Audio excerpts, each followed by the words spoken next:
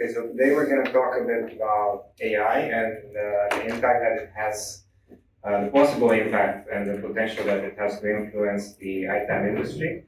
And we're going to try to separate a bit all of the marketing buzz around it and discuss a bit what are some practical implementations of Gen AI within ITAM.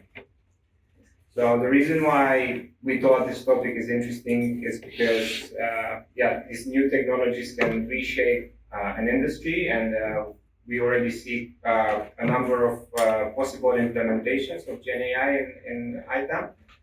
And the goal is to distinguish between the actual impact and what is just marketing and hype. So before we kind of dive into the topic, I think it's worth making a difference between the blanket term AI and machine learning, because these terms have been used interchangeably for the past decade or so, and that's mostly due to marketing people doing their job. But what AI generally refers to is systems or machines that aim towards achieving AGI and beyond. When I say AGI, I mean artificial general intelligence. So systems that are able to reason the same way as humans do. We're still far away from that. So if you think ChatGPT is interesting, it's still considered narrow AI. So these are systems that work really well in a controlled setting, in a controlled context. And machine learning is just a sub-branch that creates systems that learn from data. Then it's quite a big difference here. When it comes to generative AI, it's basically AI that can generate new and original content. The first mover in this space is OpenAI with their ChatGPT, which stands for Generative Pre-trained Transformer. So it's generative because it can generate text, images, video, etc. It's pre-trained on a body of information, so it ate up most of the internet they took like a snapshot from 2021 and then ate up most of the internet. And the transformer model is kind of like the new hype nowadays within the AI space. So this is not something that they invented necessarily, they just went along with it and they built on top of it. So what it basically does, it predicts the best possible response on a given input. So you give it an input, and it's just like this very advanced statistical model that it will predict what's the best possible response for an input. Then begs the question, like, can Gen AI coexist with machine learning? Like, is this going to replace machine learning, or what's going to happen? So the short answer is it's not going to replace machine learning because machine learning is really good at certain tasks. Then you leverage Gen AI for different things. There are some key differences here. So you don't necessarily need your own data anymore with Gen AI because it already ate up a lot of information. So it's pretty good for generic tasks. When it comes to ITAM and SAM, it still falls short, and that's mostly because it didn't consume enough information to make it really good. It won't replace machine learning for narrow tasks like prediction and anomaly detection. So machine learning is still a lot better for that, a lot more efficient, also more efficient in terms of resources. But what is important to note here is that the innovation related to Gen AI is not limited to IT and data teams anymore.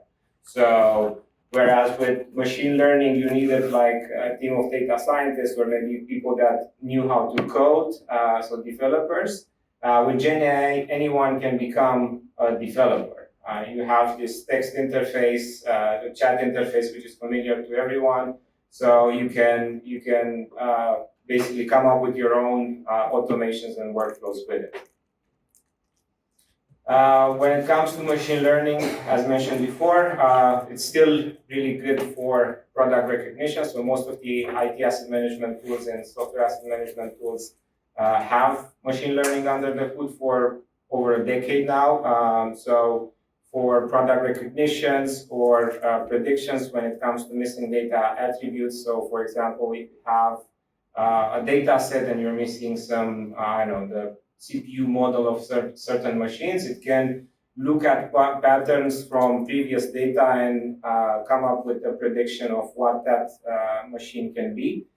And it's also very good if you want to create software builds based on roles and descriptions. The challenge and the classical problem in machine learning is that you need a significant amount of reliable data. And then there's a lot of investment in curating that data set and massaging it in a way that you extract good value from it. When it comes to hype and reality, I think the main reason why OpenAI became so big is because first of all, the utility exceeded the initial expectations. I think people were a bit bummed out after the whole machine learning wave because it overpromised, and then at the end of the day, it still became something that only big organizations benefited from because you really needed a big amount of data. You needed very specialized people, so quite a big investment there. And then it was really, really simple. So it bridged the gap between technical people and consultants or knowledge experts that were not necessarily technical. A chat interface everyone knows, so it was very easy to interact with. There is some initial validation in the market, and then I can reference here a study from Harvard that was done on about 750 consultants. The overall enhancement in productivity and quality, and speed was about 40%. Sorry, but what's worth noting here is that it made a significant difference for the lower performing consultants. So what that means is that the junior people within your team have a shorter ramp and then put lower pressure on the seniors that require less hand-holding. So this is a key takeaway, I think, here. When you engage with these systems, the same study kind of defined the use cases in two personas. You have the persona centaur, which basically leverage the bots as a co-pilot, helps with decision making or defining human input, helping put some structure in your thinking, very good with creative work. But you can also use it to simulate a type of persona. So maybe you want to drive some buyer personas or customer interviews. You can describe a type of persona to the bot, and the bot is going to try to impersonate that persona. The potential is quite big here, but it requires a high level of understanding, and it needs to align with business strategy. What is Gen AI's role in ITAM? Well, we see a few opportunities here. It's really good at contract analysis and management. So they have a very advanced natural language processing model under the hood. So it can read and understand text even better than humans do. Sometimes when I read, a contract, I reread the same clause or paragraph a few times to wrap my head around it. These systems are very good in helping you, understand it and explain it to you like you're five. You can also use it as a co-pilot for smart insights, so you can give it some data and it can extract some insights that you don't necessarily see immediately. And the most interesting one, at least from our point of view, because we are doing some development work in that direction, is creating a licensing or contract analysis chatbot that can provide answers based on official vendor documentation. So if you were to ask, how do I license SQL Server for maximum virtualization? Normally you have to go through a number of licensing guides from Microsoft to kind of get to an answer. These systems can boil down that answer to like a simple statement and then it can be backed with the original reference material. Obviously, trusting these systems is one of the questions because the first movers in this space are kind of black box systems that tend to hallucinate. And the problem is that the answers, they sound reasonable, sound answers. So it's very easy to get fooled. Then this creates a lot of edginess and lack of trust because a simple mistake can mean high financial exposure or like legal risk. So no one really kind of embedded this in their business strategy so far just because of this lack of trust. The trend is towards more transparent and accountable AI systems, and then we expect this adoption within ITAM to grow as these systems evolve towards that direction. So a transparent AI solution would be a solution that doesn't hallucinate. It just tells you, look, I don't know the answer. You are better off like that than to get the wrong answer. You would need to get the reference documents for every answer so you can verify it immediately. If you have to every time do your due diligence and check the answers, then there's no point in using these systems because you can just do the research yourself. And then it would also really help if you get like a reasoning log because these systems are now pretty capable of doing narrow reasoning. And then it's good to verify if the reasoning is sound or not. Again, you also need to ask the question, can you trust the systems with your data? So then you would need a self-hosted solution because with the existing systems, all of the confidential data, or if you share sensitive data with the system, it just goes into that black box. It's not necessarily something that someone could retrieve, but then it's just it compromises the integrity of your sensitive data. And there's still a lot of fine-tuning required. So then you would need a layer on top of it that has this specialized knowledge related to ITAM, related to a particular subject that is interesting to you. And then, again, another consideration that we need to make is the potential for bias. These systems are biased based on the data that have been trained on. An example here is with self-driving car technologies.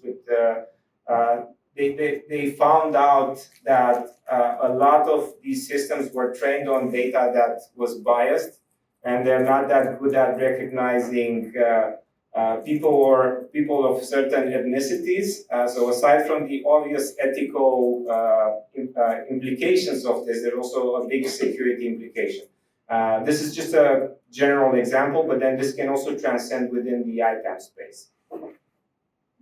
Again, another interesting question is the elephant in the room. Does it replace me? Is it going to replace the consultant? And the short answer is no. In the same way as the automatic door doesn't replace the doorman is much more than someone who opens doors. It's also a concierge. It's someone that gives a sense of security. If someone is someone that can make friends with you, so it increases customer satisfaction. It's the same with these systems. They are very good at what they do, but you still need a human, and you need that human interaction and the dynamics that the human mind can model cannot be done with these systems yet. AI should be considered as a bicycle for the mind. And again, another analogy here, we humans are probably the least efficient animals when it comes to energy and movement. But if we ride a bike, then we all of a sudden become the most efficient, or one of the most efficient.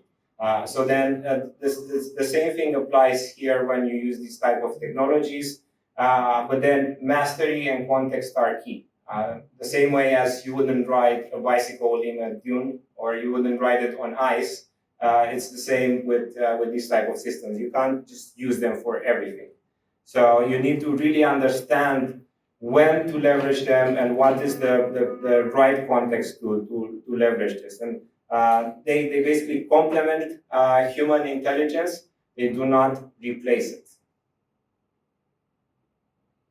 When it comes to the future of AI in ITAM, I think we see these technologies, if we just assume a small incremental improvement, then they will reach a threshold moment where they will be good enough, and the community is going to gain confidence, and they're going to start adopting it. So we expect a rise in the adoption of such systems, the interesting thing is that we just don't know how it's going to be used. There's a lot of untapped potential, and then there are a lot of future opportunities to be discovered, which are just limited by our imagination. So I hope, this would give you some food for thought, and I'm happy to answer any questions, and I'm also happy to talk your ears off after this meeting because I'm quite passionate about the topic.